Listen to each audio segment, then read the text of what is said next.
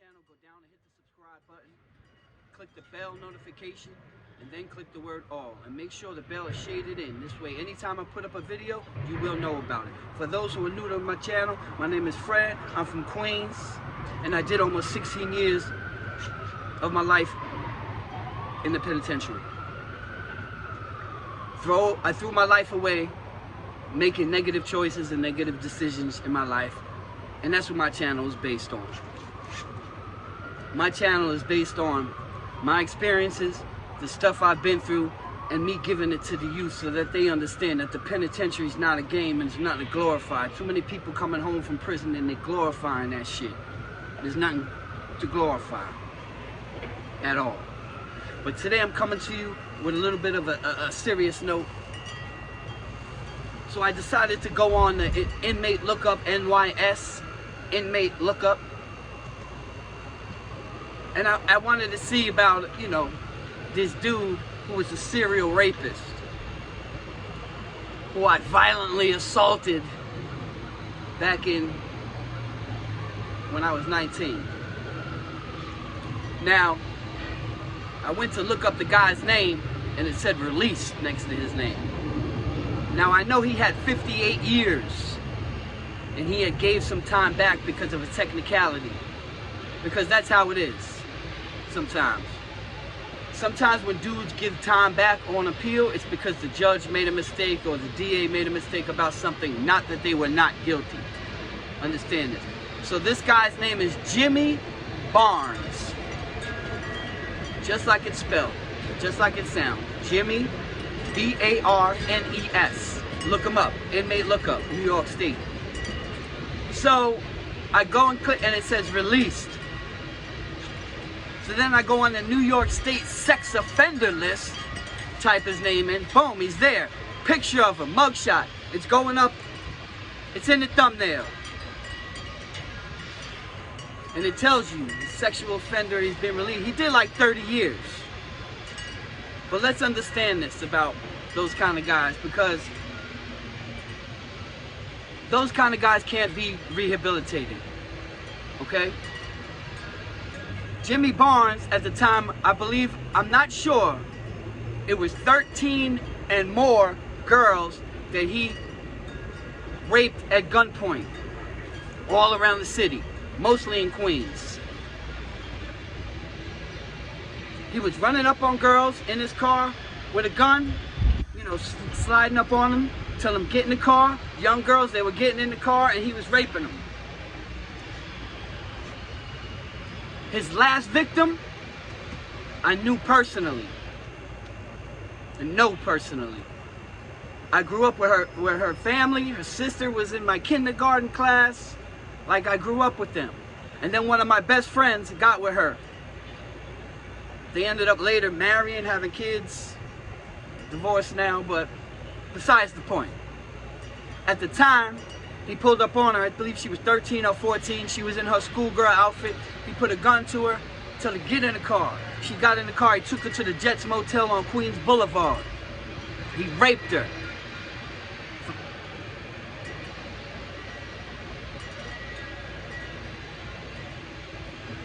What she must have been going through, man, the pain. Okay? He took her chain. He put a gun to her. He told me, give me your chain in the hotel. He said, and put your phone number and address down. So, being a young girl, she did that.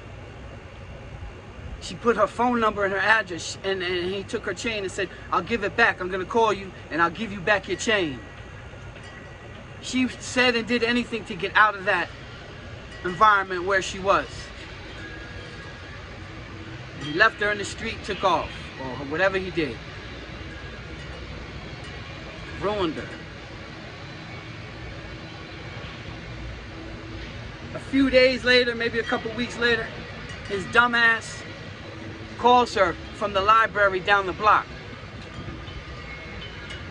Tells her, I got your chain, come get it. Don't tell nobody you're leaving the house. She hung up, they called 911 right away, swooped in, got him.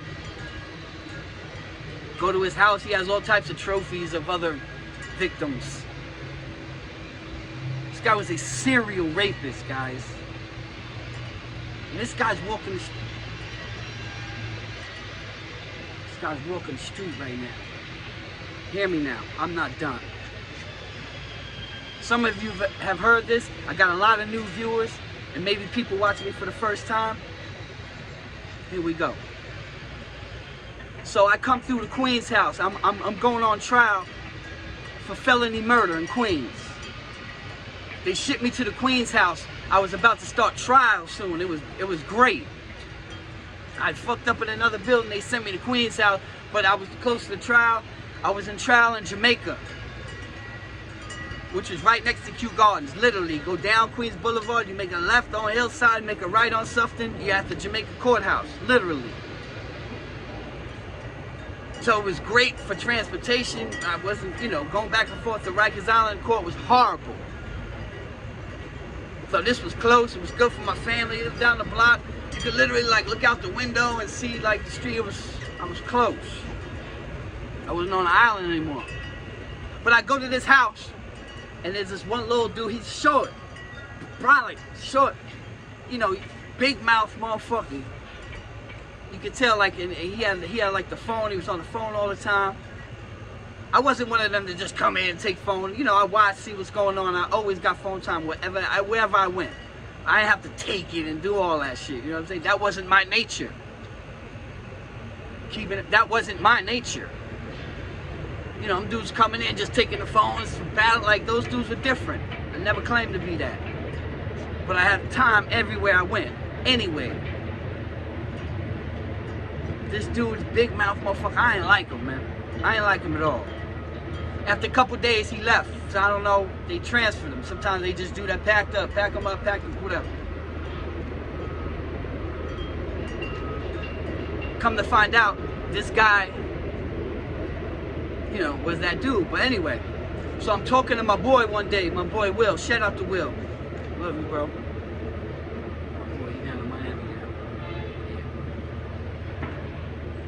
I'm talking to my boy, and he says, hey man, did you ever come across a dude named Jimmy Barnes? I'm like, yo, that's the big mouth dude that just left, that was trying to run shit around here. He said, that's the rapist. Wow, I had him. Get off the phone, I tell my people, I'm like, yo, this is crazy, that little motherfucker, he's a fucking rapo. Back then, there was no way to check and do all that. It was different. Unless you was in the newspaper or something, it was hard. Unless the police somehow knew. It wasn't like today where you can just go on and punch up a motherfucker's record and see if he's lying or not. It wasn't like that back then. So this motherfucker, I'm like, damn. A week or two go by. We already all locked in for the night. There's a cell opening. The gate opens up front. We hear him. And we hear somebody coming through. And he starts talking, I'm back, fellas. I'm back. A lot of people didn't like him anyway, the way he carried himself. But he was a bully. He was like a bully, this dude. So I could see how these girls, he was like a bully. So he go past my cell. And he go down to whatever cell he was gonna go in, We had a cell open in the back. My boy knock on the wall. I'm like, I know, don't even say nothing. There's nothing to talk about. I called my boy the next day, I got him. Put the phone down, and we set it up lovely. My man Chill, shout out to Chill's last name was Maxwell, Will Maxwell. Now the Queen's house had these cells, and you lined on one side. On the other side there is a wall, and then there's a catwalk. A catwalk is where the police walk behind there. They're behind the thing, so they can look in your cell, and they're behind their own little thing. And behind that catwalk was the windows, where you could look out and to see, right? So Will act like he was on the window. And my man Boo, I don't remember his name. I know his last name was Hardy. Boo Hardy, that's what we called him, Boo. Boo is next to me. That was my guy from Brooklyn. and I was in my cell. So I'm in my cell, Boo is in his cell, Chill is outside my cell, back to me, looking out the window. As Barnes come past, Chill turned around and stole on him. BAM! Dropped him.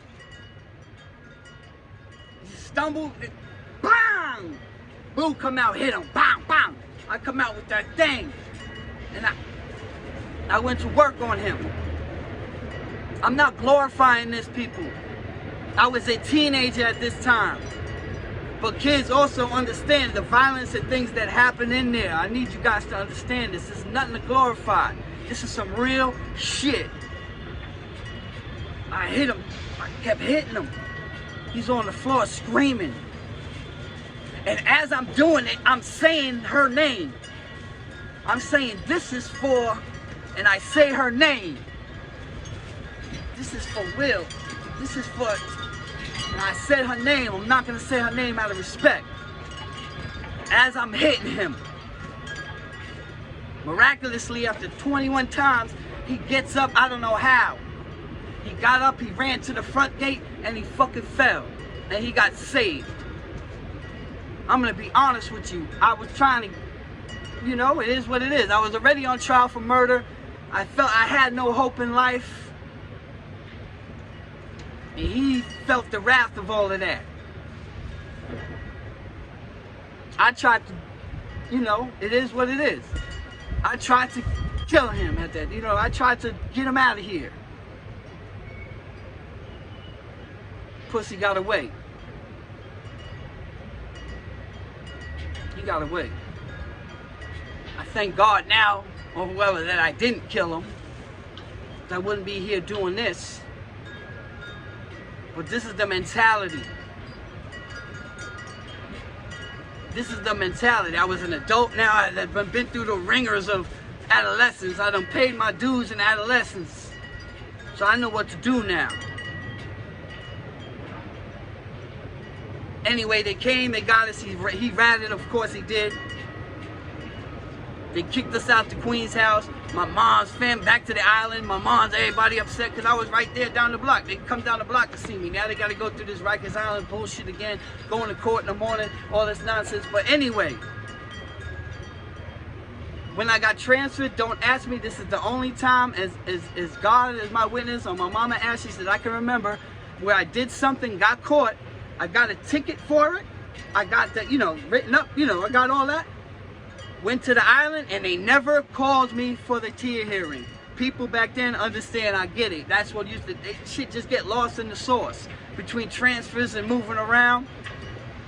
They never came and got me for that. I never got a jail disciplinary, you know, I got the jail ticket. I never got disciplined for that. The moral of the story is, he came upstate, he turned Muslim. Dude. And now he's free. He was just released from Fishkill Correctional Facility. Yeah. Where he was the imam. He was like one of the leaders in Fishkill, because that's the thing, in the state of New York, paperwork is not really a thing. In the federal system, it's a thing. As soon as you come in, they want to know. He would have had a rough time if at any jail people asked for his paperwork. He would have had a rough time. But New York State don't do that. And once he turned Muslim and then became one of the, no one questions, so wherever he went, you know, I don't know his Muslim name now either. But I know he was just released from Fishkill. And I know his address is 600 East 125th Street. I do know that. You know, I mean, how is this guy, how is he free? I'm putting this video out because more like a public service announcement. More like the ladies in Harlem need to be aware of what's going on. We're going to put his picture up in the thumbnail and at the end. But the ladies in Harlem need to know what's going on. The ladies all over New York need to know what's going on. I don't care that he did 30 years. I don't care. He raped a lot of young girls and ruined a lot of lives, guys. You think he's gonna change? He's only changed because there was no little girls in there. Now that he's out amongst the society, it's a public service announcement. Hide the kids, get the young girls off the street, because Jimmy Barnes is free.